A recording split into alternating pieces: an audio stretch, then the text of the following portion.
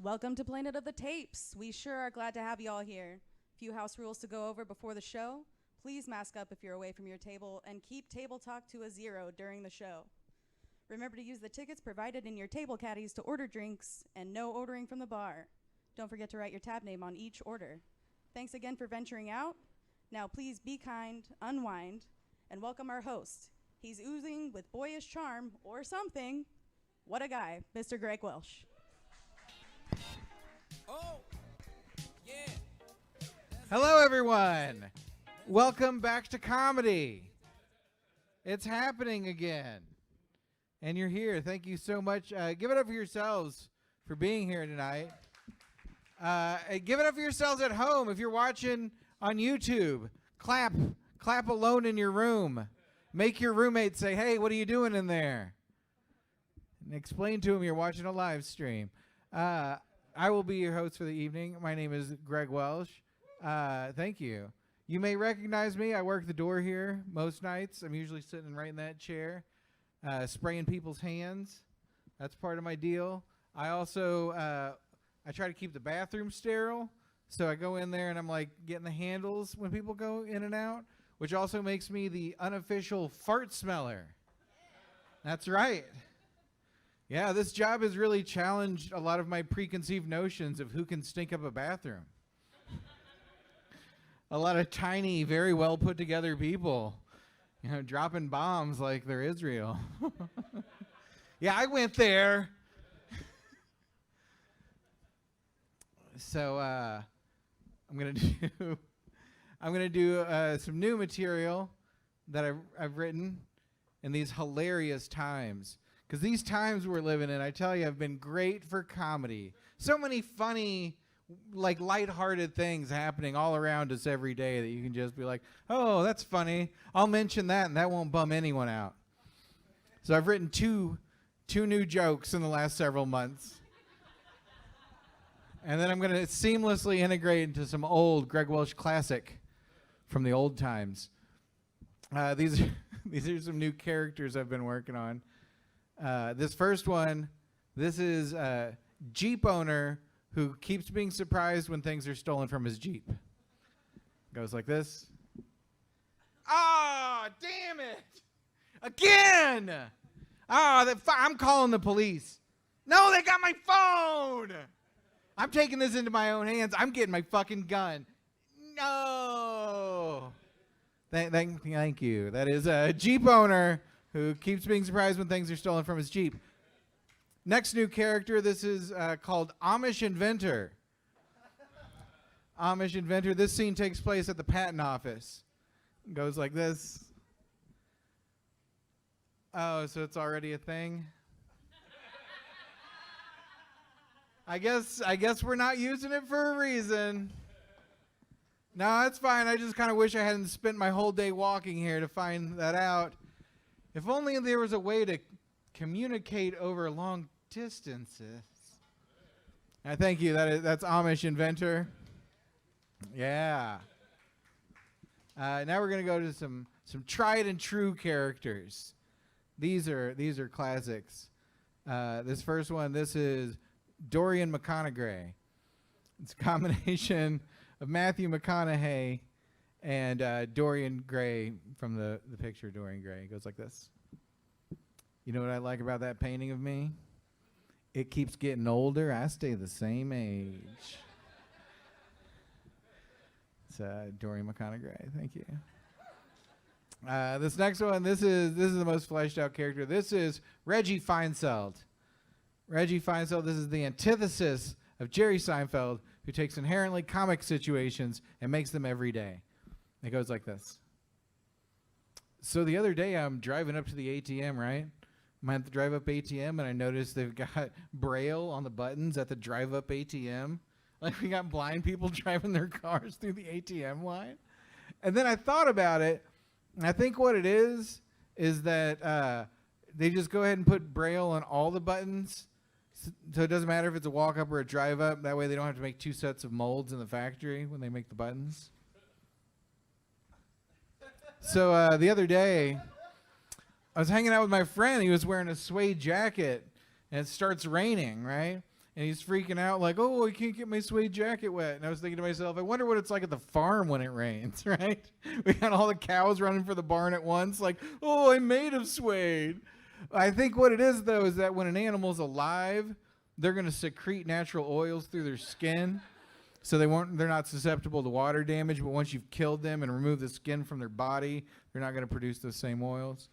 Also, if you get your suede wet, there's stuff you can buy. It's like $6, comes right out. So the other day I was at the airport, right? The airport, my flight was delayed. Don't you guys hate this when your flight's delayed? Am I right? I was thinking to myself, I wonder if the pilots are just up in the pilot seat like, oh shit, I forgot my keys. So I Googled it, and no, commercial airplanes don't have keys like that.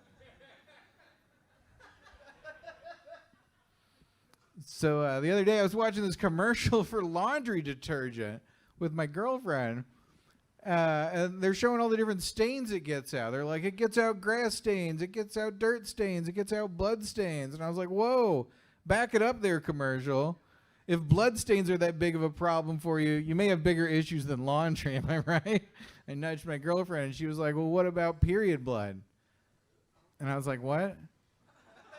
And she was like, I know it's something you don't normally think about because it's not really represented in mainstream media because all the major mainstream media outlets are owned by men, and periods make men uncomfortable, but most women bleed, and we get it on our clothes, and we buy laundry detergent to get it out, so why shouldn't we put it in the commercial?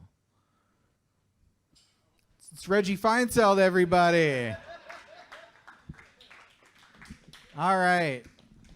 Now that you have been properly warmed up with the idea of undoing comedy, are you ready for your first performer? I think you can do a little better than that. Are you ready to shout for your first performer? Yeah, give it up for Melissa Doran.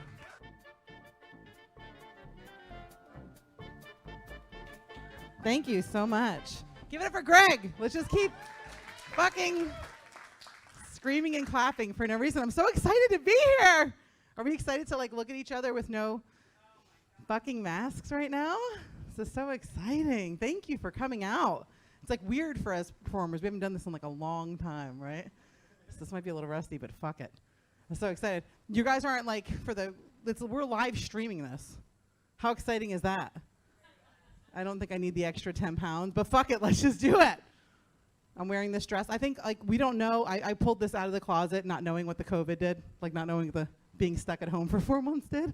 Anyone else? Holy fuck, right?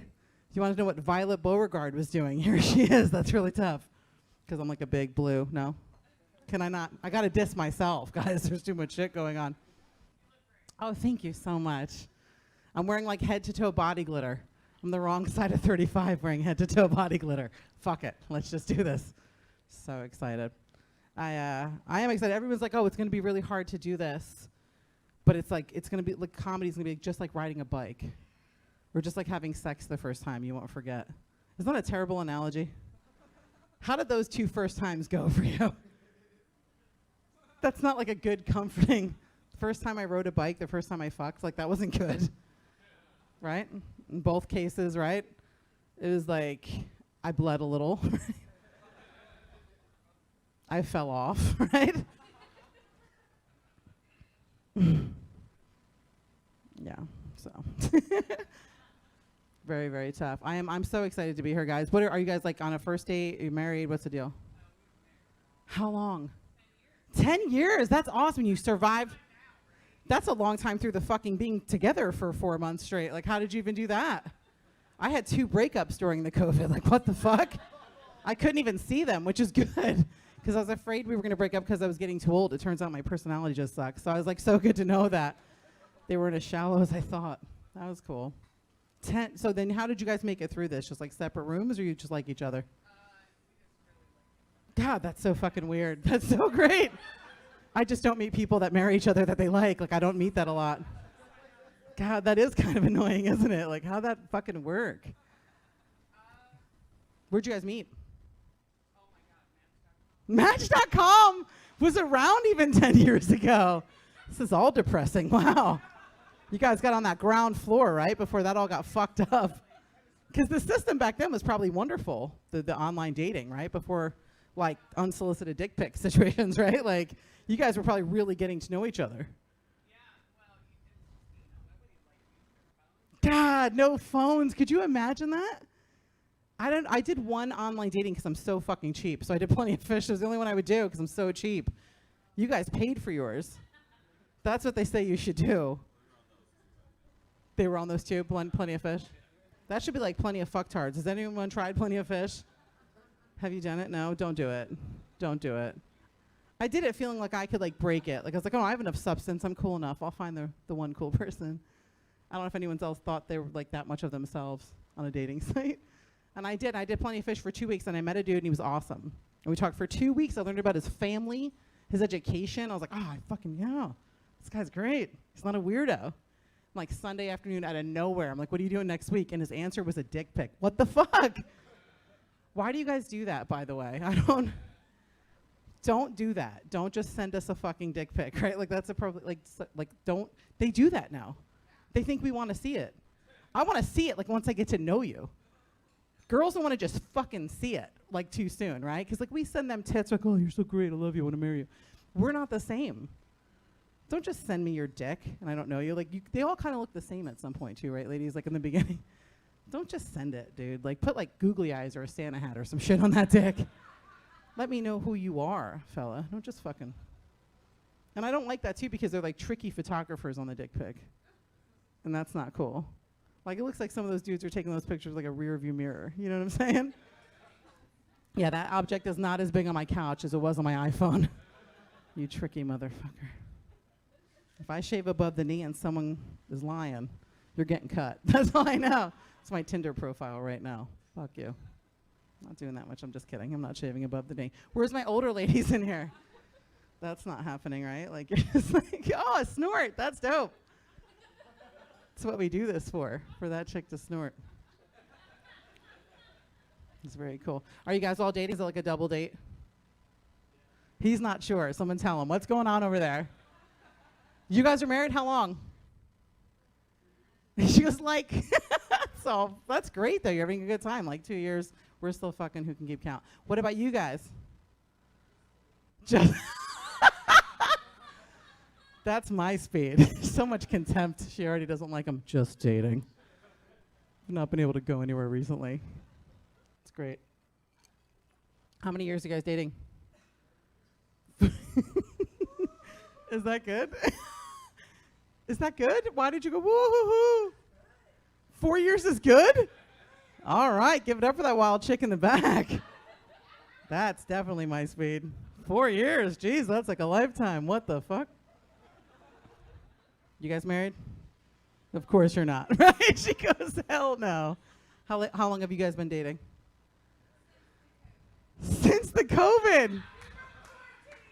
You broke quarantine and she's proud of it. Give it up for that. All right. 4 years is a commitment to the girl that broke COVID. That's great. This is a weird time though. It is really fucking strange. Like, I don't get why people are mad to wear the masks. I don't understand that whole thing. Like, where are the fucking masks out, right? Like, I had a time in my life where people tried to tell me about the proper measures for protection, and I did not listen, and now I have 2 kids. I'm gonna tell you right now, by the way that went, I'm wearing the fucking mask, I'll tell you right now. Not that they're not cool. One's cool, one's a dick. Does anybody in here have kids? Yeah? Yeah? How many kids? You have one, boy or girl? Little girl, how old? About to be 8. Oh my God, that's so beautiful. You have little ones or older ones? 8, 5, and 1. That's so dope. They still have hope. Do you know what I mean? Like, their kids are little. They think the shit's gonna work out. That's so great. That's so cute. Like you have no idea. Like you're still projecting fucking success onto them. That's so great. It changes. I'm sorry. My older son had a full ride to IU. Full ride. Dropped out after 3rd semester to be a musician, to be a rock star. That's what's getting happen. That's your daughter's gonna date that dude. That's what's getting ready to happen. Just buckle up. No, he's not a bad-looking kid. She's 8 now? Probably literally your daughter in 10 years. If I know how that works out. Yeah.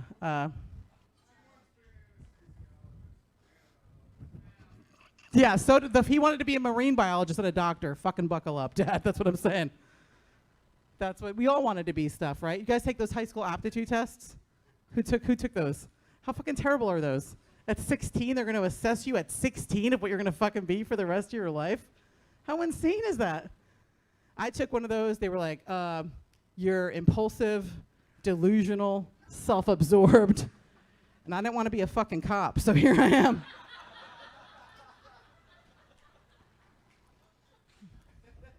Not many choices with that fucking markup. Not much has changed, but those aptitude tests are bullshit. Yeah, my son dropped out of college to be a rock star. So being a smart ass, because that's how we do in my family, I was like, so a couple months ago, man, how's that rock star thing going? And without fucking around, he goes, COVID. Like that's the only thing keeping him back from being the next fucking Beatles. Duh. I was like, my bad. I'm an asshole. He's a good kid, though. He's an oversharer. Do you have the oversharer kid? You guys you have small kids. You don't know about this yet. Are any of you an oversharer? Does anybody in here tell your parents too much shit? No? Like weird, creepy shit? I'm the only one. Do you? Do you tell your mom or dad bad stuff? You tell your mom everything she doesn't want to know. Stop doing that. You're really breaking that. She tells you weird shit, too? I got to start doing that, then. Maybe I'll make it stop. Is that what I need to do? Like up the weird shit? Then it's a race to weird stuff? God, man, it's so complicated. My mom didn't even talk to me. That was so much easier. Yeah. I don't do this because I'm adjusted, buddy. Keep up. My son tells me this, so he's an oversharer. Sweet kid, fucking writer, musician, just heart of gold kid. 17 years old, goes away for prom weekend with his long-term girlfriend, right? Straight A student. They're in band. She's a dork. I feel fine with it. Totally fine with it. I have no idea. Comes back from that fucking weekend, sits me down Sunday brunch.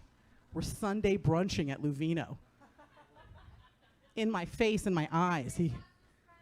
Thank you so much. You're a blurter. I know why it doesn't work now. So we're sitting at Louisville.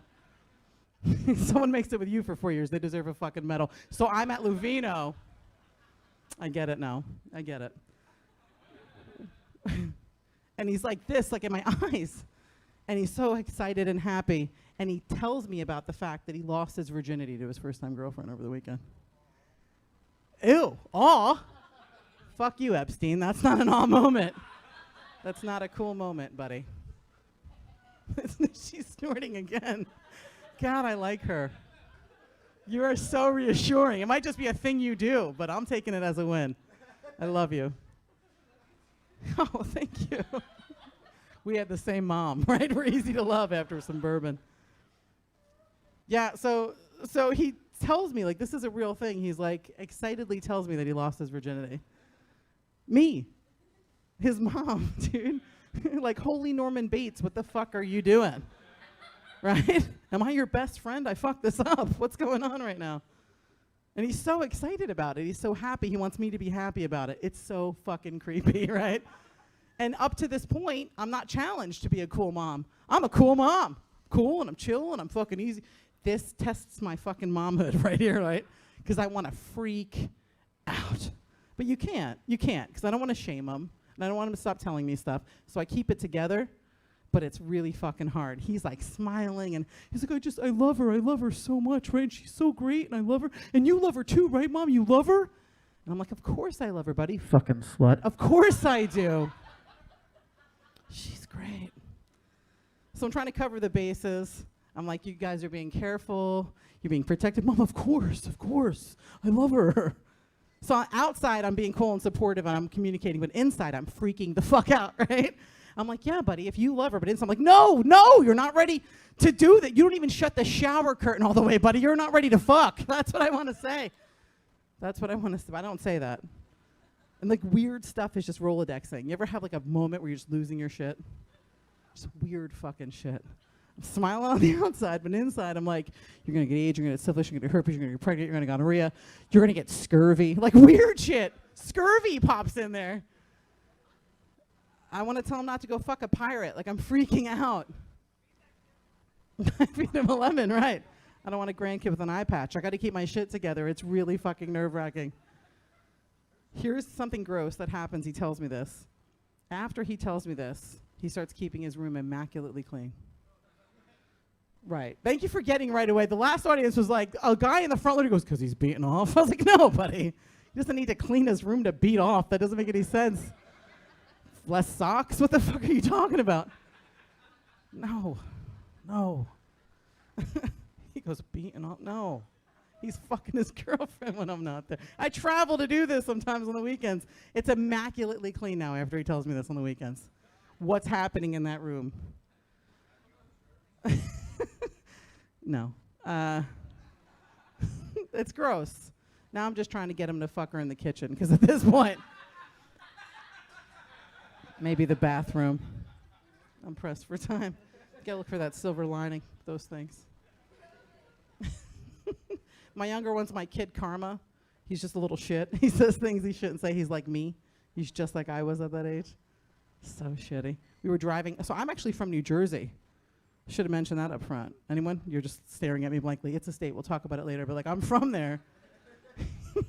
It's very different too, by the way. Which I love Louisville. This is like my second home. Like Louisville, I say it right, right? Like I got a big fat one in my mouth. Whoa. Like I'm having a stroke. Whoa. Don't say it like it's spelled. You'll beat the fuck out of me. I already know, Louisville. I love it here. Bourbon, 4 in the morning, bad choices. You guys are dope. It's my jam. It's my thing. I came here and everyone was like, oh, it's so different, Melissa, than New Jersey. You're going to really acclimate. It's not, no, dude. First thing I see coming here is a huge billboard. Dude's like, if you have a problem, call me. Short Italian dude holding a hammer. I'm like, that's exactly how we handle shit in New Jersey. It's no difference at all.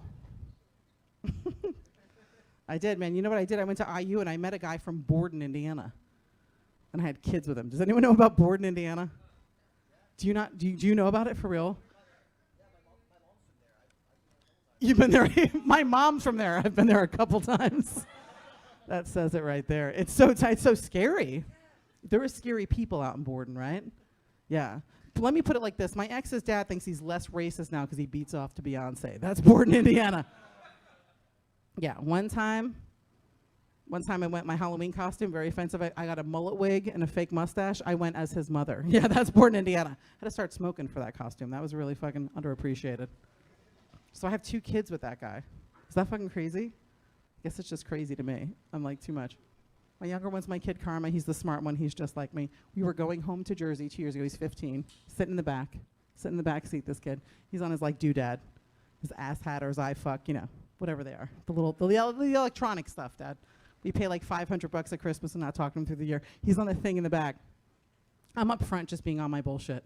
Single mom forever. I'm like, guys, this is the year. This is the year I get back on my keto, right? I'm going to land a loaded stepdad. I'm just on my bullshit. I'm like, we're going to go to Florida. We're going to have a hot tub. We're so poor, that's highfalutin shit to us. Do you know what I mean? Like, what? Florida? Fucking hot tub? Step back, Jack. It's classy. My older one in the front seat, just smiling. He's cool with it. He knows my shit.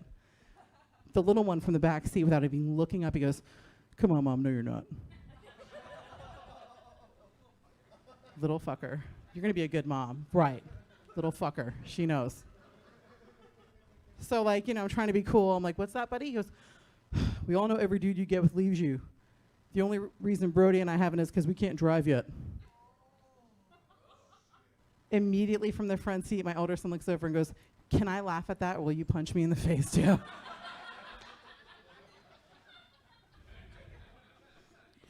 Little fucker. He's a fucker, yeah. And it's hard to date, right? Because like now I'm not with her dad. They're little fuckers. I was dating recently a comedian for 2 years, a comedian. You know what they call 2 comedians dating? Homeless. That shit does not work out. No one's driving that, but the end of that shit was so bad. Like we were fighting so bad.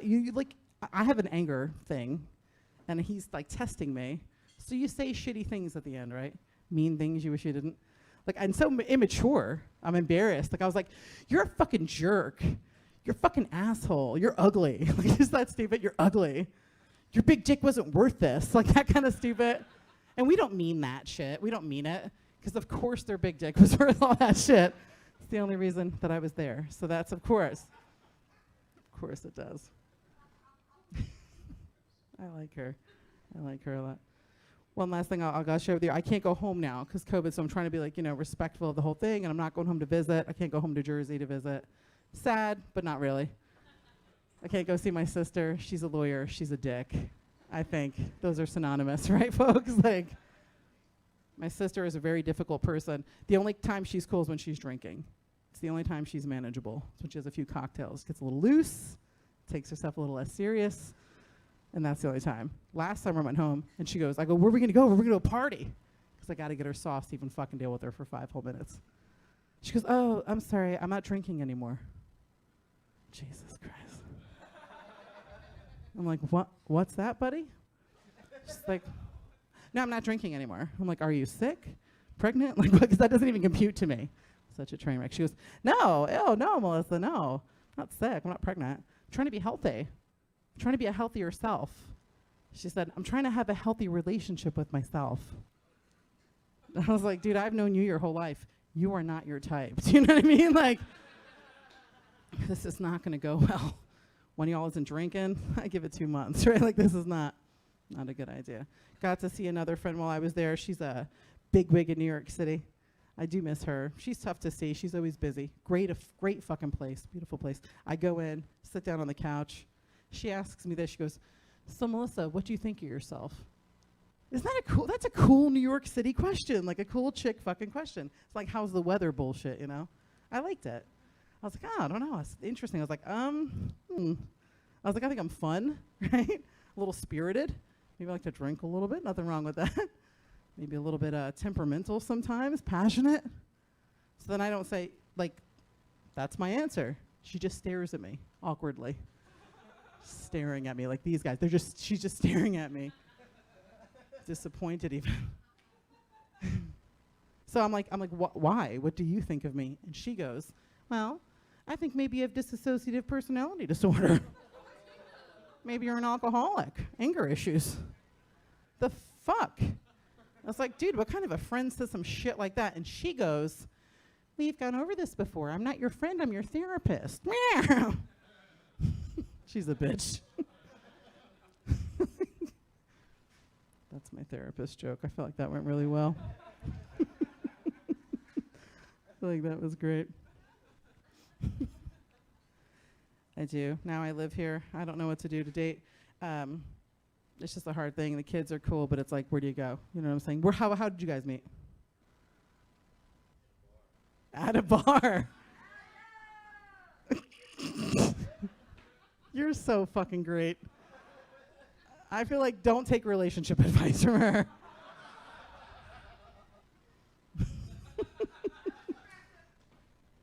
You were aggressive? I can't imagine that. I can't imagine that. How long ago did you guys meet at a bar? Wow.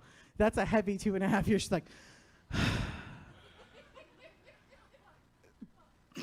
I think you need to maybe hang out with her. Maybe you need to hang out with her. Maybe you both need to hang out with her and just liven this thing up. That's really cool. You guys met at a bar? Which bar? Like Louisville bar? Lexington's cool. Lexington kind of scares me. They drink a lot there. What do you have to say? No, fuck this, dude. What do you have to say? You're trying not to cry? Out of laughter or pain? It can be both for sure. I'm feeling both right now, for sure.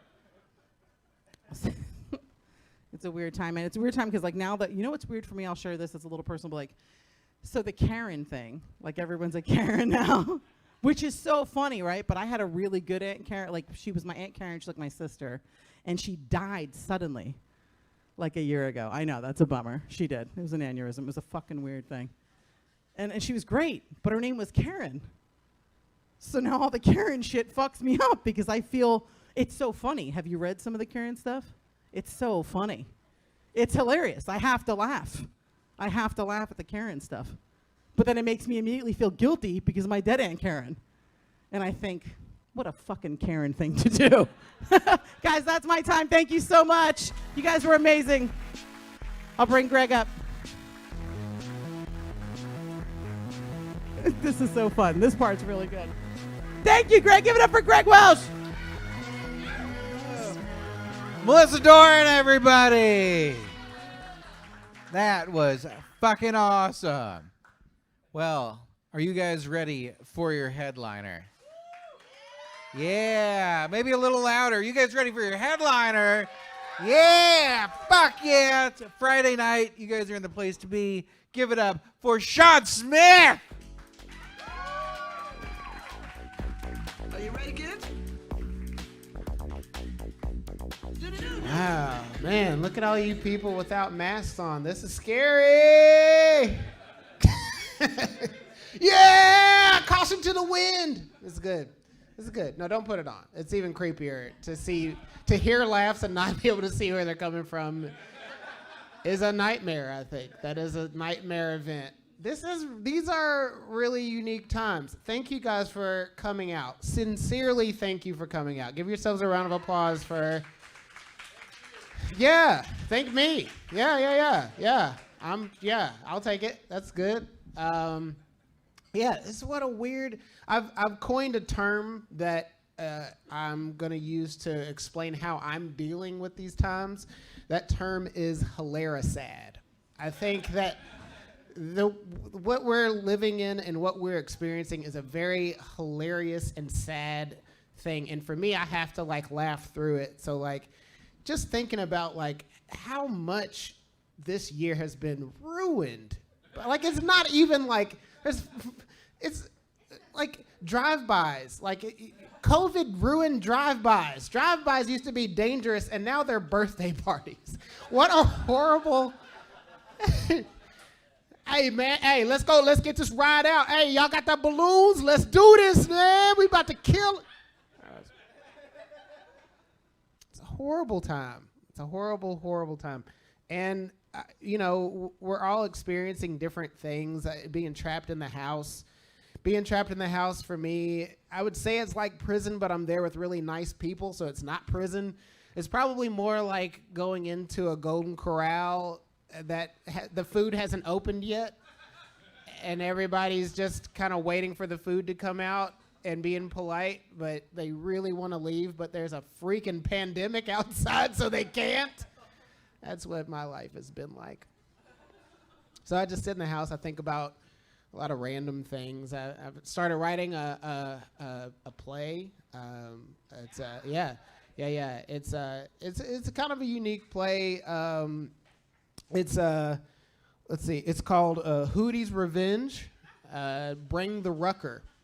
So, and it's a story about this country western guy who goes out and kills people. No? All right. I'm not into it. You got to wait until you read it. That's what the thing is. You guys haven't. It's kind of like Hamilton. Like if I explained to you Hamilton, you wouldn't like it. But when you see it, fire. Amazing. Yeah. I was thinking about people driving in their cars with their mask on.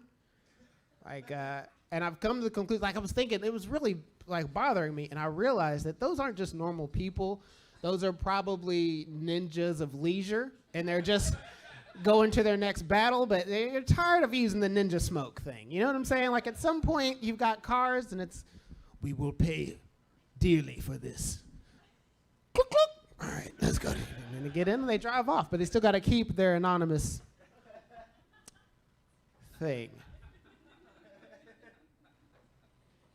I like to put out some misinformation. That's been another thing, another hobby of mine during COVID. Yeah, it's a lot of fun. But you know, right now the big deal is statues. Everybody like they got commercials right now with like the Six Sad Dog Arms of an Angel music playing with these statues falling in slow motion, and people are like, "Oh man, I'm really gonna miss that concrete." It looked just like them. Can you believe it?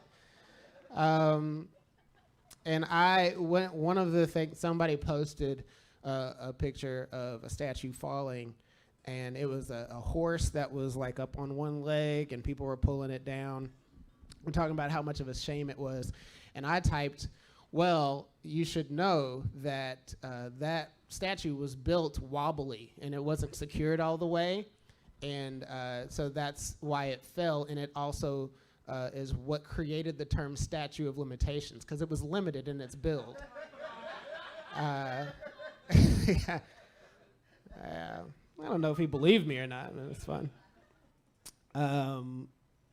Everybody was out of jobs for a while. That was another thing. People were struggling to find a way to work. And the guy who cuts my grass was like, I don't feel comfortable coming over. And I was like, man, I don't feel comfortable cutting the grass because I just hate doing it. So what can I do? And I realized that my barber has been out of work, so I asked my barber to cut my grass. And let me tell you, now my grass has like a fade with a tail in the back and like a Nike check on the side of the house. It's really nice. It's I implore you guys, hire your barbers because they will cut the shit out of your grass. Yeah, it was interesting, and there was a lot of heavy stuff that was going on. We found out that there are places that are now boasting how well they clean stuff, but it's places that should have been cleaning for a while. It's not like, come to Hilton, we clean now. It's happening before, Hilton. We clean now. Valvoline's adorable. I love that Valvoline has commercials that with the guitar, acoustic guitar, like bling, bling, bling. We at Valvoline really value all of your time and efforts. Please start driving cars again. We miss you. I miss you too, Valvoline. Valvoline's such a happy place. It's weird. Have you guys been to Valvoline and seen how excited they are at Oil Bay 1? They're pumped. Oil Bay 1, Oil Bay 2, we'll see you there. Okay, sir, pull on up. Like, this is a miserable place. Why are you so happy? I feel like Valvoline should be like Shoe Carnival. Shoe Carnival has the appropriate level of energy from sadness to job that I think exists. Like when you see the announcer from Shoe Carnival up by the wheel, and he's just like, okay, we got 5 for 10 shoes. Shoes are 10 for 20. 5 for 10, 10 for 2. Get your socks. The socks are everywhere. You see them. Welcome to the Shoe Carnival. It's a carnival of shoes. We got, for some reason we got popcorn in the back. I wouldn't touch it. Like, that's what you should be doing at Shoe Carnival. That's why I feel like I'm always amazed at Valvoline's ability to be excited. Yeah, we don't have a need for days anymore. I think it's been interesting. Like the death of the weekend has been interesting to me. When every day feels like Tuesday, that's tough, right? Like I miss the weekend. I miss that weekend energy, and it made me have high respect for what the Mayans did with the calendar. And, I've seen people recently saying, like, the Mayan calendar was wrong. The end of the world is supposed to be June 2021. And everybody's trying to guess about this calendar ending and how mysterious the calendar was. I feel like what happened is pretty logical. The guy who was making the calendar got tired of making new dates and was like, I got this premonition. The world's coming to an end. Imagine that. And it's far enough away that we won't be here. I think I'm going to become a rock musician. Just seems right. I don't know. I think that's such a weird... There was a time... I feel like that. I feel like we were living in the pre-Mayan calendar era. And then, there was a time in human history when men had it so good they could go to their women and they'd say, I'm going to leave and I'll be back at some point. And then Mayan Earl makes this calendar, and then the women are like, you need to be back on Monday. And he's like, shit! What? What is Monday? I don't know what Monday is. The guy goes to Mayan Earl, and he's like, hey, man, what are you doing? You're messing it up. You know how many moons I could have been gone, man? And the guy was like, Moon Day. Shit! Yeah, you did this. It's weird, man. This is racially, it's been heavy. You know, I've been in a position where a lot of people have reached out to me and been very kind and have said things like people from high school, and they'd say like, Sean, we see you, we love you, we care about you. And I'm like, bitch, I haven't seen you since high school. How is this possible that you love me? But it's been weird. Like there was a hilarious sad moment where I had to explain racism to the 9-year-old that lives in my house, right? Now the reason that it was hilarious sad was because it happened based off of my fiance saying that we need to go to a protest. She said, I want to go. We're going to a protest. It's going to happen. Immediately, I was afraid. I was afraid not because of the police, not because of the heated intensity of the moment. No, I was afraid because there were going to be national TV cameras there, and I knew that I was going to run. And I didn't want to be on national TV running away. I've never been in a fight before because I'm so fast. Like, God made me fast for a reason. I don't see a reason why I have to fight. Like, if that's not my protest, that's not my style, right? Like, I got a different style. So I was just afraid that I was going to get there and be like, hell no, we won't go. Hell no, we won't go. Until you bring the batons out, then we will go. Where do we go? Where are the exits? Do you know? That's what I was...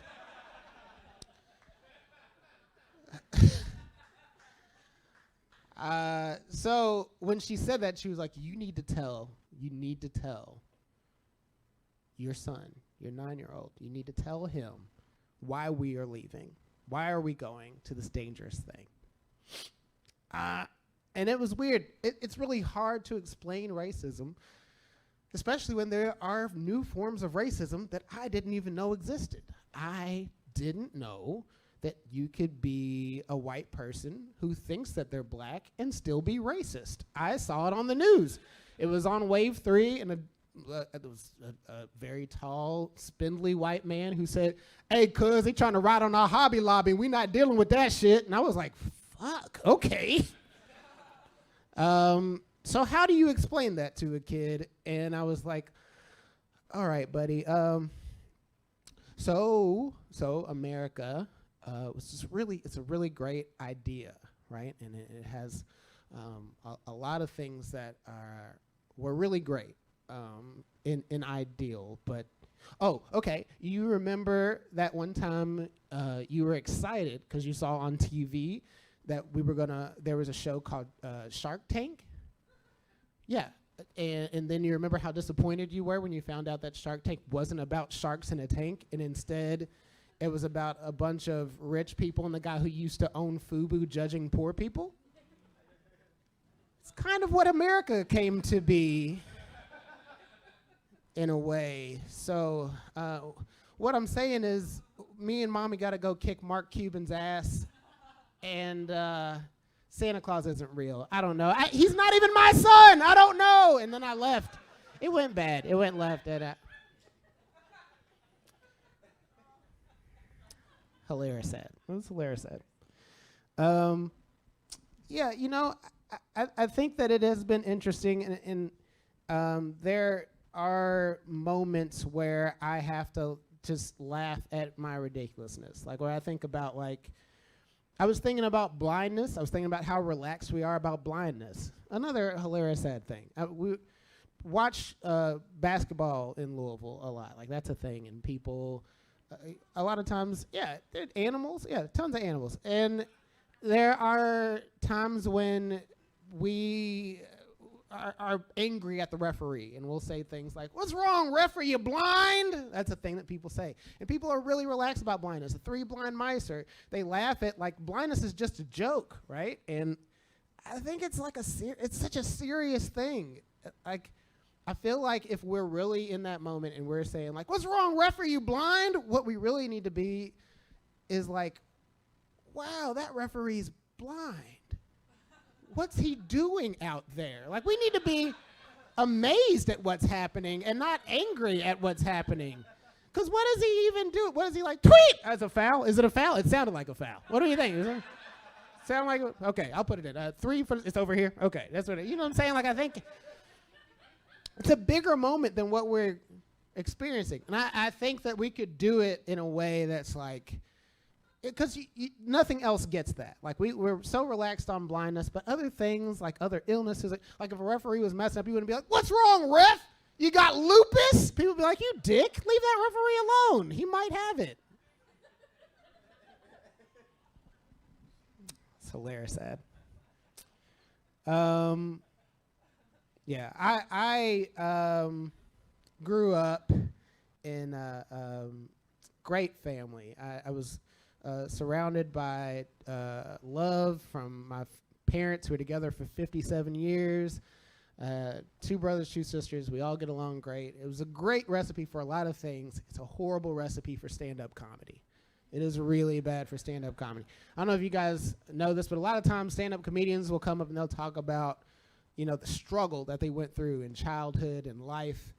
And I just didn't have that experience. I didn't even know I could be a stand-up comedian because some of my favorite comics talk about being broke as a child, and they'll be like, hey, man, you remember being broke? You remember when you was broke? You remember that? You remember you were being broke? You remember that when you had to grow up and you got that cereal on the bottom shelf? You had to just try it and it tasted like trash, but you ate it anyway. Y'all remember that bottom shelf cereal? You remember you was broke? You remember your grandmama used to beat you with a tire iron? I was like, no, what? Somebody should have called CPS on Nana. That ain't cool. I didn't know I could do that. Like, if I came up and started talking about memory jokes, I'd be like, hey, do you remember He-Man on Ice? Like, that would be such a weird, like, why would I? Remember driving in a car and you used to see rainbows outside and be like, man, that's a double rainbow. Isn't that amazing? I wish I could do middle class jokes like that. Like, I think that would be fun. If I did jokes that were so specific to just that middle class life, but with the same energy. Like, if I was like, hey, y'all remember being middle class? Y'all remember that shit? You remember middle class? You remember get that cereal eye level? Y'all remember eye level cereal, basic 4 and golden grams? Y'all know what the fuck I'm talking about. Hell yeah, man. I remember you used to get in trouble in school. Your uncle would come over and beat you in NBA Live 95 and then just ask you about your day and treat you like an individual. Y'all remember that shit? Remember basketball games on the Sega? Y'all remember that? Oh, we got a white woman audience. White woman, you know what she think when she look at me? She like, weren't you in my advanced class? Yes, bitch, I was. Okay.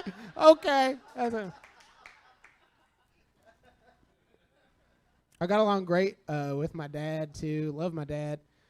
But my friends didn't have that experience growing up. So, like, you know, I try to relate to them. And, you know, we all be sitting around talking, and they'd be like, man, I ain't never met my dad. Dang, this is tough. Another one be like, yeah, man, my dad's in jail. I'm like, oh, man, how'd that happen? They'd be like, what about you, Sean? Huh? Oh, yeah, my dad left this morning. Damn, your daddy left you this morning? Dang, that's so sad, man. I'd be like, yeah, he'll be back after work. If y'all want to come by. I always wanted to be a rapper. I just love rap music, but, like, again, the stuff that I like to rap about, or, you know, my favorite rappers, some of their songs I couldn't relate to. And I try to, like, come with a hip-hop song. Like, if I could write a song, what would I write about? And one thing that I know about more than anything is, like, potatoes. So I wrote a hip-hop song about potatoes, and I'm gonna perform that for you right now. Yes. And they're gonna do like a little video up on the thing if you, yeah. I'm gonna be performing while the video's up so you can see me. Look at this meta situation we got here. Yeah, that's right. You turn it up a little bit, cause I can, okay. Yeah, I can hear it. There you go. Thank you. Yeah. Look at me. I'm in a box. Just like your favorite type of potatoes. You know what I'm saying? Sometimes it's like what you want to eat at the time. This is what I say. potato, patata. I'm spending nights in Ramada. I'm eating Edo's Bavada. I'm jumping over the lava. Shaba, gobble gobble. I send a message in bottle. Rolling Stones call them cobble. Burgers are my robble robble. Potato, patata. I'm spending nights in Ramada. I'm eating Fritos or bother. I'm jumping over the lava. Shaba, gobble gobble. I send a message in bottle. Rolling Stones call them cobble. Burgers are my robble robble. Gunshot so I duck. Duck duck so I goose. Nanny nanny boo boos. Nanny nanny boo boos. They call me Coda Trap. So I circle the block. Squares are lame. I circle a lot. Exercise made me want to leave. Fall time got me watching leave. Space turner so you know I leave. A Buterol cause I can't breathe. Yeah, cause I got allergies. So I gotta take all Buterol just to try to help. But the Mucinex helps me to breathe though. I do anything for Salinas. Cause I be dreaming though. You say? Potato, patata. I spend the nights in Ramada. I'm eating Fritos or bother. I'm jumping over the lava. Shaba, gobble gobble. I send a message in bottle. Rolling Stones call them cobble. Burgers are my robble robble. Your girl liked me cause I can work a scan time. Dance in the dark, I can turn the lamps on. Alphabet be starting A, swinging, yes, around like this. 7, hungry, 8, yep, yeah, I did it. Clothes like my shirt, jeans looking like a smurf. Balloons don't touch the ground unless the game is over, Rover. But my phone's a Motorola, call it pop, I call it soda. Pockets full, but now they shrinking. What you call a lap dance? That's up, Diane, now it's shrinking. What you got, a lap dance? My friend Dan, he's got a caddy. What you got, a lap? Yeah, potato, patata. I spend the nights in Ramada. I'm eating Fritos or bother. I'm jumping over the lava. Shaba, gobble gobble. I send a message in bottle. Rolling Stones call them cobble. Burgers are my rubble robble. You know what I'm saying? Y'all understand what I'm saying? The burgers are mine. Cause I'm hamburger. That's right. It's literally what's happening right now. But y'all don't understand yet. It's not your fault. See, I got a TV in my house. You know what I'm saying? I'm here to push y'all cuticles back evenly and respectably. Squares are lame, so I circle a lot. Who would believe? Milk does a body good, but cows don't live to be 23. Are you sure cows ain't real? Cheetos are good, so I think Jesus. Hey man, look, I'm out here, y'all, like two ladies in a short dress. Skirt, skirt! Look, on this wrist, my watch is a TI-83. Okay. I call it a calculated wrist. And on this wrist, call that watch Swayze. Because I had the time of my life. And on this other wrist, I put platinum googly eyes on my wrist. So my wrist can watch. See? And then on the other wrist, I ran out of wrist. So that's that song. Woo! Yeah. That song was written at a real crazy time. I was really into potatoes in that year. You ever just been into potatoes? That song is on my comedy album if you guys are interested and ever checking it out. It's called You Don't Look Funny.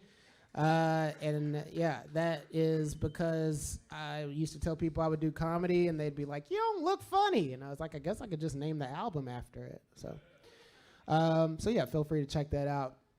This is a really nice place. Please give a round of applause to Planet of the Tapes for allowing us. Yeah. And make sure to tip your wait staff. Please give it up for the wait staff over there. Working hard. This is a new place, and please make sure to come and to support and you know the only way these places survive is if you guys tip and that you help out and come and give your time and money here because it's a cool place, right? Like I think it's a very cool place. So I don't always get to come to places this nice. I have been to some really bad shows. One of the worst shows I've ever been to. I went to Lagodi, Indiana. Round of applause if you've ever been to Lagodi, Indiana. Anybody? No, that's the best way to view it. It is a bad place. This is the middle of nowhere, Indiana, and I was sent there for a post-prom party. Yes, so I was the reason that kids weren't in the back of their pickup truck, and instead I was the first black guy they ever met, so it went about as good as you would imagine that going. And I was trying to connect to them, like I was just doing a joke to try to connect, like, and this joke usually works. It's about dating apps. It's everybody's got a dating app. You got JDate for Jewish people. You got farmersonly.com when you're having trouble finding that special someone who smells as much like shit as you do. You got christianmingle.com for desperate people, right? Because that means someone's going, oh, Father God, I just wish that there was some way I could meet a Christian. If there was just some type of place, a building, where Christians mingled. But where, God? Where would that be? I give up the internet. Amen. And then you got blackpeoplemeet.com for white women. So like everybody has a... So I'm doing this joke and nobody's laughing. Everybody in Lagodi, all of these little teenage faces just stone-faced. And I realize that they don't need a dating app because everybody knows each other. It's like the population of this room. And so everybody knows everybody. They don't need a dating app. What comes out of my comedian mouth is, oh, y'all don't need a dating app. Y'all just need a real good family reunion.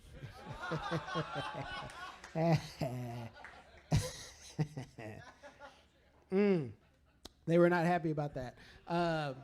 Prom king, who was sitting in the front, he looked up at me and he said, "We ain't Kentucky," right? And I'm there by myself, so I don't want trouble. You know, I'm just trying to make people laugh. So I'm like, okay, I'm sorry. Let's talk about something else. So I try to go into what's the deal with the next town over, which is a comedian trick. When they ask what the deal is with the next town over, it allows some communication, and we can talk and make jokes and laugh. So I asked him, I was like, what's the deal with the next town over? Prom king goes, next town over? Well, they're a bunch of dad paws. Yes, that's the appropriate response, dad paws. I had never heard of the term dad paws. I didn't know what it was, so I asked him. I said, I'm sorry, what is a dad paw? And he said, oh, that's when your grandpa's also your dad. Wow, who knew? I didn't know that. I didn't know that you didn't have to have a family tree. You could just have a reef. Like, you know what I'm saying? Like, it's still green, but it's just like a circle of life, like a sad circle of life, but it's a cul-de-sac of sadness. You can collect them. You can have sismos and brunkles. You can do anything. Whatever. You like Legos. You put them together, and you're like, what do I got? A mistake? Let's make some more. Let's see what happens.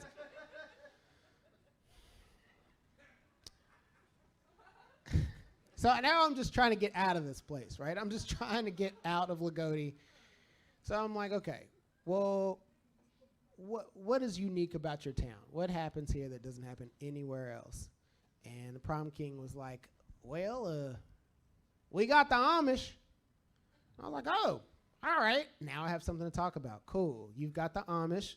I know a little bit about the Amish. They have amazing woodwork. They don't use electricity. They make candles or churn butter or whatever. Yeah, that's great, man. He was like, yeah, but they're on meth. And I was like, where am I? What? How are they even on meth? What does that mean?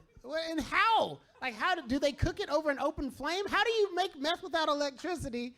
And then number two, why are you making meth without electricity? What is it? It's like they need to put up more sheds before the sun goes down, and they're like, we need more sheds. Get the meth.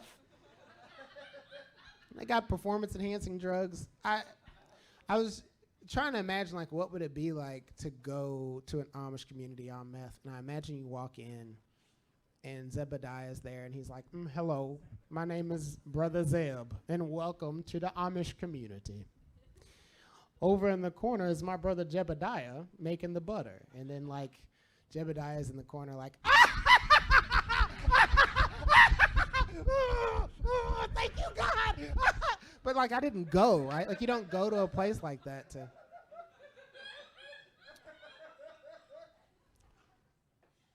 The table in the back looks very concerned. I don't know. I should have warned you guys I'm a little silly. I did not do a good job of that. But I am. And I do different things just to like make myself laugh. Like every time I come out of the shower, I like to think of myself as a stripper. Does anybody else do that? Was the only time I'm always naked. Do you do that? You pointed it. I don't know, yeah, you're just finding out. It's fine. You just walk out of the shower and you're like. So anyway, what's the weather like today, honey? You know. I'm stripping right now? What a weird argument that would be between the two of you. Stop stripping! Am I stripping right now? I don't feel like I'm.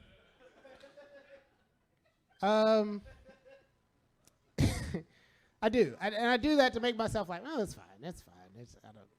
I do that. So what I do, sir, is I play Genuine's Pony every time I come out of the shower. That's my thing. But I'm extra into it. Like I did it and like boom, boom, boom, boom. But I didn't tell you guys I have a gimmick. My gimmick is that I put clothes on really sexy. Instead, because I'm already naked, and you have to have a gimmick. If you're gonna strip, you gotta have a gimmick, right? So mine is I put clothes on really sexy. So I'm like boom, boom, boom, boom, and then the trouble is you gotta like jump into the other leg to get in them. And sometimes I fall, but if you fall, you just hump the ground. You know what I'm saying? Like it's just, but you have to have a plan. You don't strip without a plan, right? Like you gotta have something that like ties it in. Never strip without a plan. I'm going to sell bumper stickers out after the show that say don't strip without a plan. And I do that. And I know it's backwards. Like usually people take clothes off instead of put clothes on. But it makes sense when you know what my stripper name is. Dyslexia. It's backwards. Yeah, I'm just a bachelor. Looking for a partner.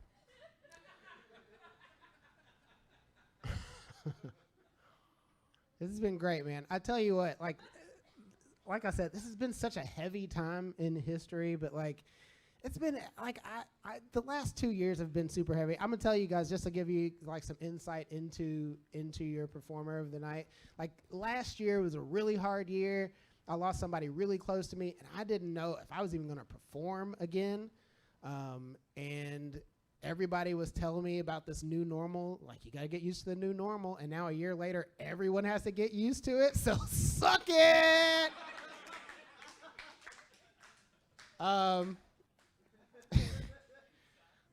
Yes, it's hilarious sad.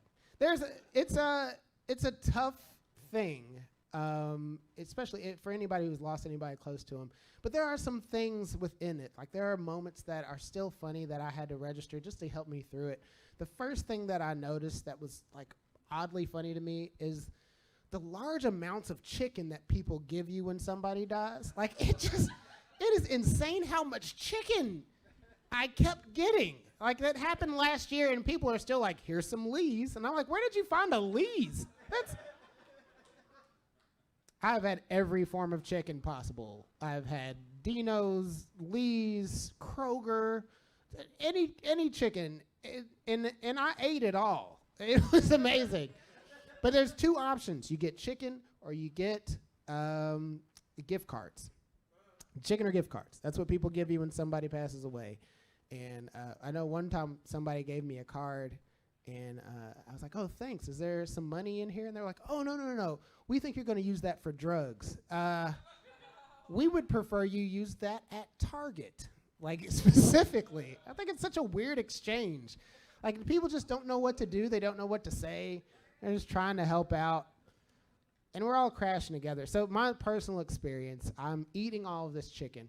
My heart starts hurting. And I'm like, my family does not need another tragedy. Let's see what's going on. Go to the doctor. The doctor says, well, you said that nothing was wrong with you. After this happened, you're having heart problems. It seems like you have broken heart syndrome. Anybody here ever heard of broken heart syndrome? Yeah. So I was like, oh, okay, cool. Yeah, I'll just probably just take it easy for a little bit. And the doctor was like, actually, you're at a high risk for a heart attack, so you need to be bedridden for 3 months. And I was like, oh, wow. Hey, doc, maybe don't name it something so adorable next time. What's that? I got blindsided. Like, you can't name it something after a fairy tale and think that I'm going to take it serious? That's unreal. Like, I felt like the doctor was like, oh, Sean, it looks here like you've got cooties, and we're going to have to line, dot you as soon as possible, or all of your limbs are going to fall off. And, oh, actually, you've got ingestional pockets filled with posy, and if you don't take these ashes, you know we all will fall down. It's serious this time. So dealing with that was interesting, and dealing with people, anytime you have a loss like that, it was just, man, people were trying to say really nice things. They didn't know what to say. This lady was like, Sean, I heard what happened, and I just wanted to tell you that the end times are coming, and it's better. Yeah, true story. She said the end times are coming, and it's important to know that because it's a better thing that they won't be here to see it, right? And I was like, oh, hey, you know, I'm still here. That doesn't comfort me. It's for you to tell me about the end times coming. Well, what are you talking about? Plus, you're not even wearing a cloak. You just got on Sperry's. Like, I'm supposed to just take your omen? You're not even in the right uniform to give me an omen. What are you doing? And she was like, death comes in threes. I was like, what is that?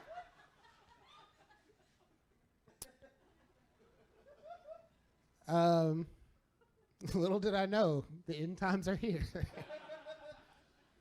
Should have listened to the lady in the Sperry's. We also, I lost a lot of weight during that time too because I couldn't eat anything. That's another thing with broken heart syndrome. Not only does it feel like a mini heart attack all the time, but I couldn't eat. Anytime I would eat anything with sugar, it'd make my heart feel like it was about to explode. And so I lost a lot of weight. And people don't know why you lose weight. They just assume it's for a good reason. So, you know, people would see me, they'd be like, ooh, wow, look at him, look at you, look at him, look at Sean. Do you see that? How did he lose that weight? What did he do? What's the secret? How did he do that? What was your plan? What was the plan that you were on that allowed you to lose this weight? What did you do? How did you do it? And I was like, well, I lost somebody really close to me, so I could kill someone you care about if that's what you want. You could lose weight too. You got to be committed to the plan. It's the OJ plan, but it works. You're a couple slices away from a new you. If you just take a stab at it, it'll.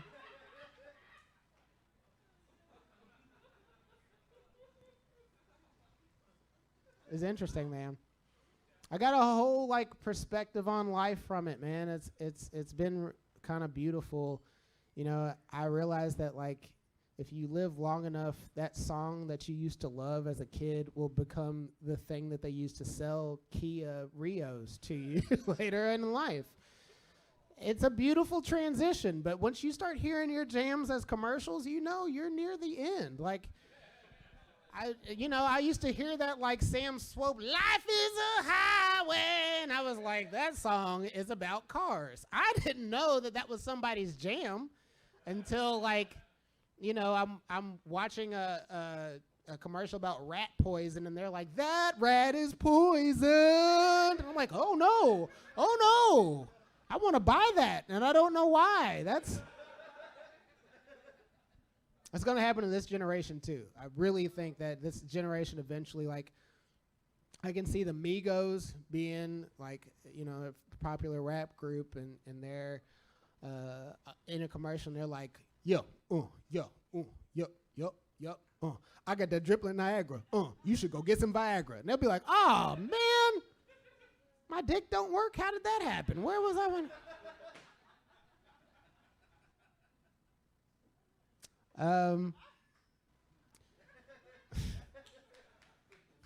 So it's a weird laugh break, but I'll take it.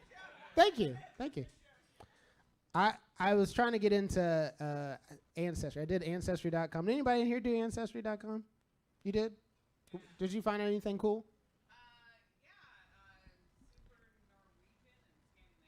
Yeah.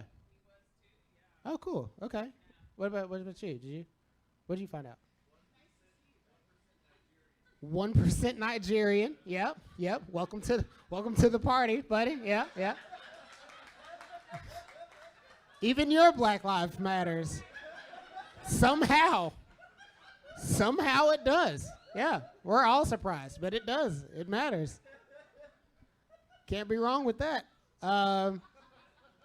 Yeah, it's a weird. Like I watched the commercials for it, and everybody on there, they hype it up. They're like, I found out that my great grandfather was a king from Ireland, or I found out that I had Eric the Red was somehow related to me or something like that. And I was looking like, I found out I'm from Africa. I knew that.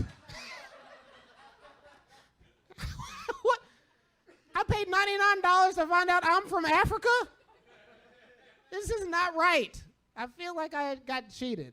I appreciate what they're doing, but like, I don't know. If I'm going to pay that much money, I don't just want to know about me. Like, I want to know about you. I think that's what would make me feel good. Like, if I paid that much money and found out that, like, your Aunt Betsy was a hoe. Like, if I found out your Aunt Betsy was a hoe and that your granddaddy was also your Uncle Charlie, that's what I want. That's what I'm here for. That's ancestry to me. Like, that's what I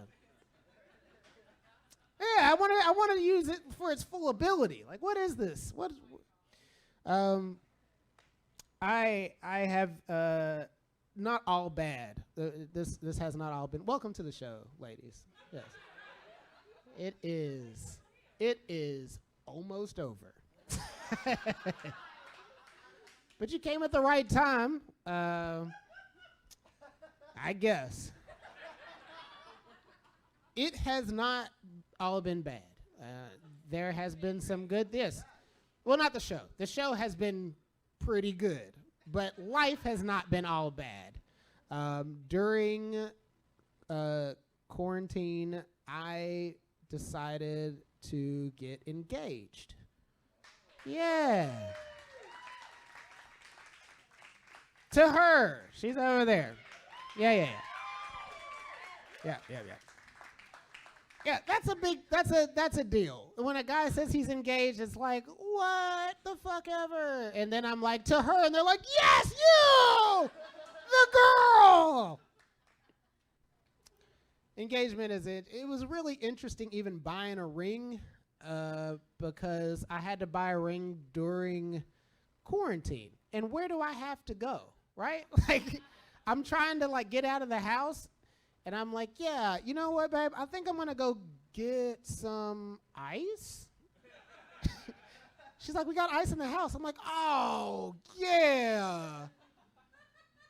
But I like the other ice. I think I'm going to go get it for about 2 hours because they only got it in the Thorntons in Beachmont.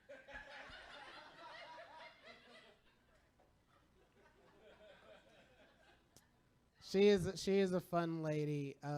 She does a thing that I love, where not that. Hello.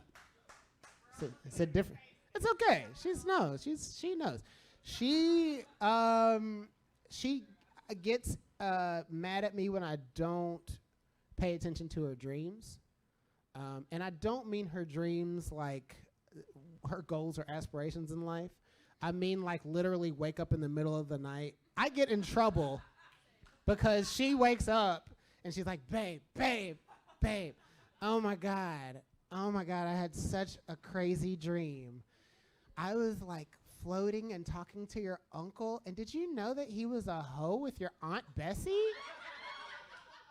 And I was in there, and there was this dragon, and then, like, the dragon started reading a book, and then the theme from Reading Rainbow started, but, like, I had a sword, and I think we were in Narnia. Are you paying attention to me? I'm like, no, dear, I'm not. I'm trying to go back to sleep. And she's like, you never listen. And I get jealous, really. I'm really amazed at her accuracy in dreamland. I don't remember dreams. My dreams are way too realistic. That's my real problem with dreams. I hate how realistic. Like, she has dreams about like floating and stuff. My dreams are about losing 2-on-2 basketball tournaments. Like, that's what I dream about. Like, I wake up and I'm like, man, I should have waited till he cut to pass the ball. What? What? I'm in control of this. Why can't I do this right? Like, I'm in the dream fussing at the guy I'm playing ball with, and he's like, beep, bop, boop, bop, bop. And I was like, wait a second, you're a dragon? And he was like, yeah. You said you could fire the ball. She also, if there was a genre of YouTube videos that she watches, I would call that genre bad bitch bosses. Do you guys follow any of the bad bitch bosses on? Yes. So she follows a lot of inspirational women that cuss a lot and talk about being a boss and how to become a boss. Some of them are great. Some of them are very inspirational. Some of them are bad. Like, she was watching one whose name was Jamantha. I'll never forget it. She said, hello, my name is Jamantha, and I am a boss of my own jungle. That's right. I was raised by wolves, but I made it out the jungle, and now I am a boss bitch. And you too can be a boss bitch if you so choose. All you got to do is follow me on MowgliTheMogul.com. And I was like, Mowgli the Mogul? That's brilliant.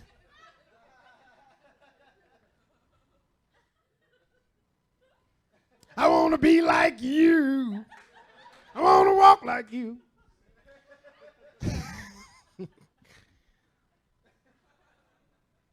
It's great. As adults, people a lot of times would tell me that, like, once you get married, that's when the intimacy dies. Sex or intimacy, that's a thing. People told me for years. It's something that scared me for a very long time, and I never really understood what that was until I became an adult and realized that the problem with it is it's hard to be sexy when you're dealing with real life shit. Like, you can't be talking about taxes at 6:30 and then when 8 o'clock comes by, you're like, now I'm ready to fuck. Like, I'm not talking about taxes no more, baby. I'm not worried about our financial situation. No. Not worried about in financial ruin. What? Our basement has moss? That's great. Let's have sex instead. I like that. I like when we talk, like when we have talk about our basement being flooded. Yeah. You know what else is flooded? The bathroom.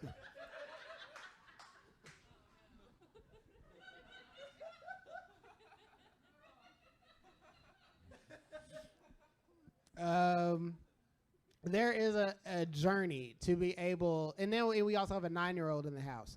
So the journey to get from the downstairs to clean everything up, to fix everything that we ruined during the day, and then make it upstairs in time to have sex before one of us falls asleep is an intense game, right? Sir, do you understand that? Like, it is a battle, and you try to, like, circumvent and do as much as you can early so that when that time comes, you can, like, get to it, but it's tough. There's so much to do during the day. So I wrote a song about this moment, and the song is called Don't Go to Sleep.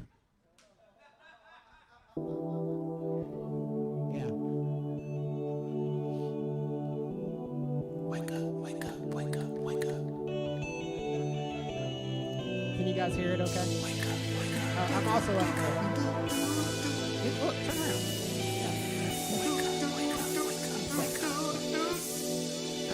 Here we go. It's the end of the night and I know it's time for loving. Yeah. End of the night and I know it's time for loving. Yeah. See it in your eyes when I'm turning off the oven. I see it in your eyes, yeah. Shower brush. brush, kids to bed, feed the dog, food in the fridge, laundry up, kids awake, tell them not to make a peep. Don't go to sleep, baby. Don't go to sleep. We gotta get it in by about 10. Cause we both gotta work in the morning. 8:30 on the clock, but before boots can knock, gotta clean downstairs, put cups up, roll up socks. Heard you calling me. False alarm. Instead it was the kid knocked over the ant farm. Put the food in the fridge and give the dog that. He knows what's going down when I hear that sound. Water falling down and it's hitting your body. A shower after 9 means we're gonna get naughty. Little Jay said that he gotta go potty. Convince him that he's sick, give him a hot toddy. Your body's saying, baby, don't be long. Cause we gotta make love till the break of dawn. Turn the TV off in the middle of the lawn. Take the kids to bed. No story. It's the end of the night and I know it's time for loving. End of the night and I know it's time for loving. That's right, I'm my own backup dancer. That's right. Why do you need backup dancers if you got yourself? Shower, brush, kids to bed, feed the dog, food in the fridge, laundry up, kids awake, tell them not to make a peep. Don't go to sleep, baby. Don't go to sleep. But then the kid's like, But Dad, one story, or let's pay. I wanna stay up and watch TV all night. I like the Power Rangers and Voltron too. Can we just watch Baby Boss for a few? hot toddy too strong, bad idea. One's on the TV, others on the chandelier. Can't wait to serve you up, girl, however you choose it. Kids play instead of sleeping, watch daddy lose it. Get off the TV! Get off that TV! That is Daddy's TV! Stop it! Stop that! I will bust your bottle! Stop it! Stop that! Are you medicated? Yes? Am I medicated? No? Are we medicated? Kinda. I will count the numbers. 1, 2. Where was I? Yeah, I remember. Rainstorm coming in the middle of December. Finally make it to my room, music inside. Hey now, Carl Thomas, and I'm feeling the vibe. Second decorations with balloons in the sky. Happy birthday, baby, it's 9:45. Caress on the shoulder, and to my surprise, my wife turns over snoring, sex is closed like her eyes. It's the end of the night and I know it's time for loving. Love The end of the night and I know it's time for loving. I see it in your eyes when I'm turning off the oven. Hot. See it in your eyes, yeah. Shower brush, kids to bed, feed the dog, food in fridge. Don't go to sleep. Don't go to sleep. See, the way I see it is we got like an hour and a half, maybe an hour and 15 minutes, where we got to get upstairs and complete the mission. The only way that we can complete this mission is if you stay woke. Stay woke. Stay woke. Stay woke. Stay woke. Stay woke. Single fathers, stay woke.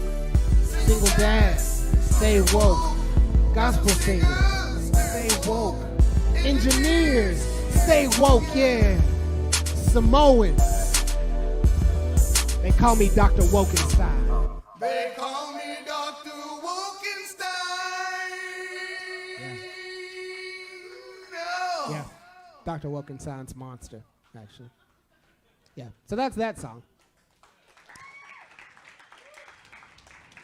Okay, we are rounding third. Again, thank you for the new people who came. You missed a lot of shit. But welcome anyway. Make sure to tip the wait staff, get a drink. Give it up again one more time for the wait staff. You're doing a great job.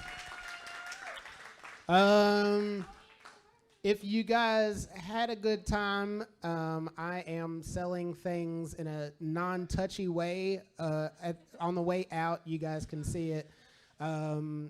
It has a bunch of wrist bracelets. The wrist bracelets have the name of my album on it. It's called You Don't Look Funny.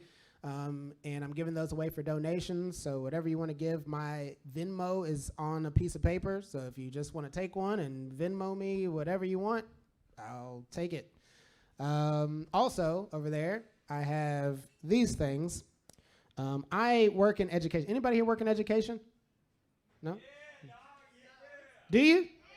What do you do? Yeah. Where? You're a principal?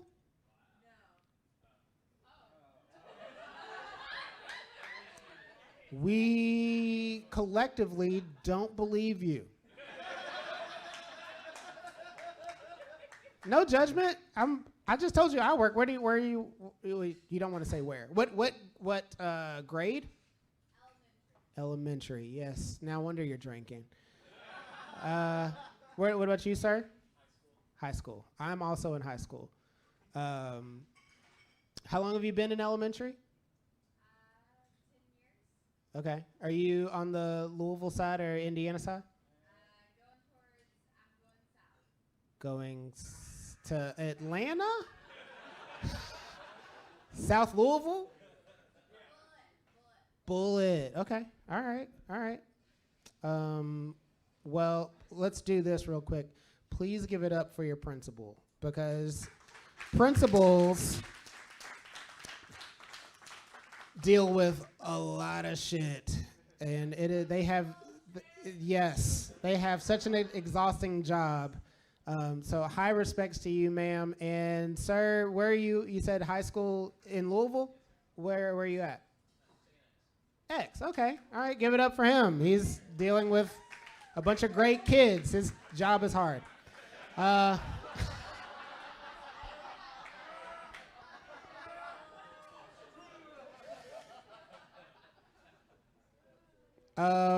So I will say this. So I am selling these things afterward, and it says "School's Out" on the front, and on the back of it, it's a bottle cap opener because you guys need to drink, right? So you can get one on the way out. So I dedicate this last part to you two specifically, and then I'll get out of here. So education is hard. I've also been working in education for 10 years, and I've come to learn a lot about the human condition. One of the things that I've learned is that there are a lot of good, decent people in the world who are taking their time to try to figure out if it's worth it to bring a child into this world. And they are making sure that they have a house, they're making sure that they have their finances in order, they're doing everything they can so that when the child comes, they can support the child and take care of them in all of the most positive ways. And these are good, decent people, and meanwhile, dumb people are just fucking, and they are having so much more sex than everybody else, like a whole lot, because all they want to figure out is what fits in that hole, and it's the same answer, but they're not sure, so they do it again and again, and then there's just more of them than there are of us, is what I'm saying. Like, we're just outnumbered. There's too many of them. If you guys remember in high school, like, you guys had that one guy who ate glue, like that was like one. Now there's like 6 of them, and that's just what they do at 2 o'clock before the buses come. And I feel like it would help if we did like a crusade for children. I think that would be good.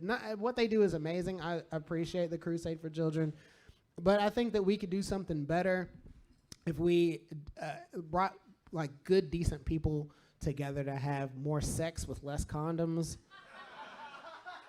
Like a real crusade for children. We could call it like poking with a purpose, and we could just really like, let's really get in there. You know what I'm saying? Because we are outnumbered, and I've part of my job is I make a lot of phone calls to houses, and so I get a lot of voicemail messages, a lot of them, right? And I find out that the apple doesn't fall very far from the tree. So like, if a kid gets into a lot of trouble, then the parent's voicemail has a gospel song on it, because the kid is putting them through hell at home, right? So that's the line, right? So if I call this kid who gets in trouble, it'll be like, never would have made it without you. Hi, this is Miss Bessie. Please leave a message and be blessed. Beep. Yes, Miss Bessie, this is Sean. Your son Diablo is getting in trouble at school because you named him Diablo, and we can't do anything with Spanish Satan. So if you could please come pick him up, undale, arriba, arriba, and help us out.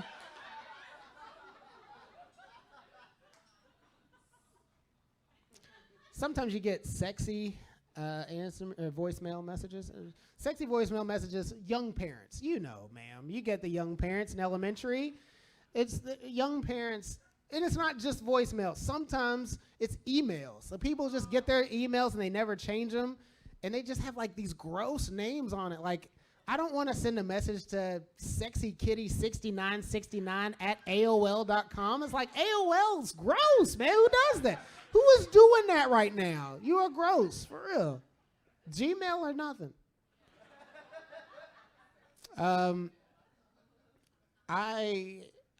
The sexy voicemails. So sexy voicemails are weird because I have something important to share and I'm trying to call a parent, so I'll call and be like, "This is Larice. I'm unavailable. Leave a message. I'm being entertained. Beep."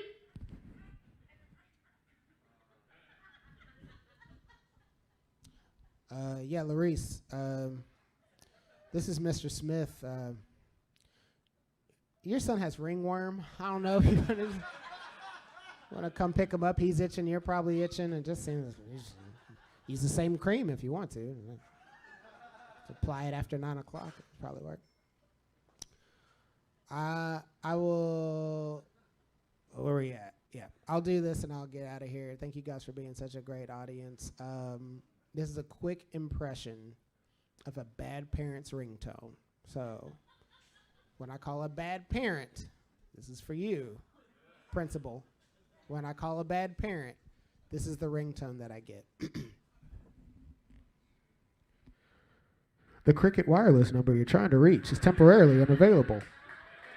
Message 24. *6.